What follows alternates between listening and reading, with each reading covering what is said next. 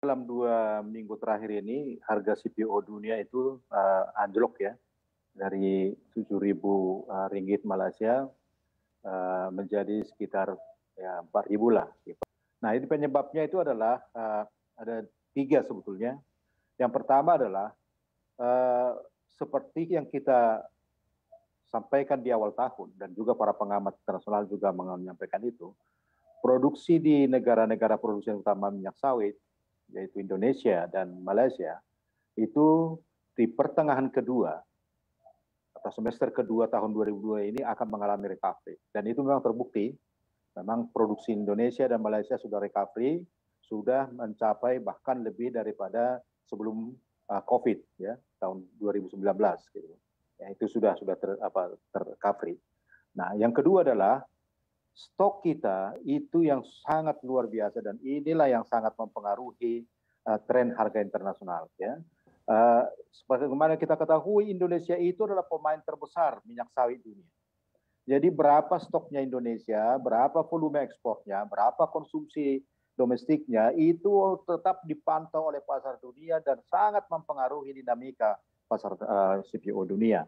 Nah sekarang stok kita itu lebih daripada 6,5 juta ton. Nah ini harus dikeluarkan gitu kan. Nah inilah yang dilihat oleh pasar sehingga harga cenderung turun, bahkan turun drastis begitu.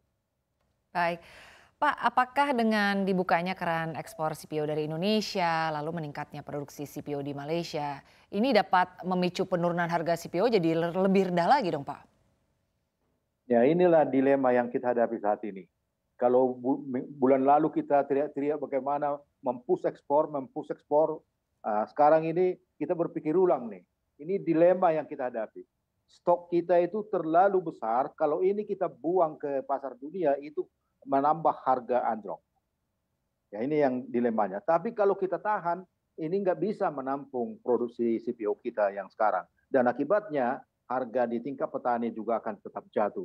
Inilah dilema yang kita hadapi sekarang. Jadi memang satu sisi apa yang disampaikan oleh Menteri Marinvest gitu ya untuk menurunkan pajak ekspor itu masuk akal untuk meningkatkan ekspor kita gitu kan. Tapi kalau pada saat ini di mana tren harga internasionalnya menurun, kita dorong ekspor, itu makin membuat harga terpuruk. Ini dilema ini.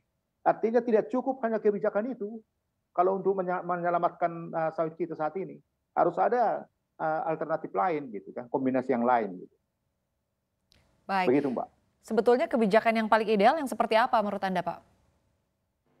Menghadapi dilema yang saat ini, ya saya setuju itu flash out dari stok kita yang berlebihan ini harus dilakukan segera. Pilihannya adalah apakah kita ekspor semuanya atau kita tingkatkan penggunaan dalam negeri. Nah, dua-duanya harus dimainkan. Ekspor juga didorong, tapi yang paling penting itu adalah bagaimana kita gunakan ini stok yang berlebihan ini diserap oleh industri biodiesel dalam negeri. Ya, untuk program B30. Harga BBM dunia saat ini berada di atas 100 US dollar per barel. Itu akan sekitar 600-an US dollar per ton gitu kan. Nah, sementara harga sawit di dalam negeri itu sudah sekitar 500 US dollar per ton. Artinya apa? Mandatory B30 bahkan B35 atau B40 saat ini sangat visible. Ya, inilah yang kita pakai menyerap surplus stok kita yang saat ini. Ya, jangan dibuang semuanya ke internasional. Sebagian penggunaan di dalam negeri tingkatkan melalui program mandatory biodiesel. Nanti sebagian juga ini bisa diekspor. Kan sekarang lagi kompetitif di pasar internasional. Ini biodiesel gitu. Begitu Mbak.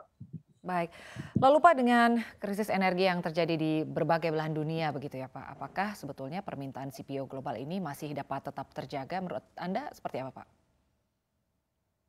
On the trend ya, jadi artinya ke depan ini memang ya adanya kelangkaan energi dan juga krisis pangan, ini pasar minyak sawit dunia masih trennya menaik gitu. Ini kan hanya gejala beberapa minggu ini, nggak sampai lah 2 bulan ini gitu kan. Karena apa? Stok kita ini kalau stok kita ini sudah selesai, ya sudah kembali ke normal, ini harga dunia juga akan kembali bergairah.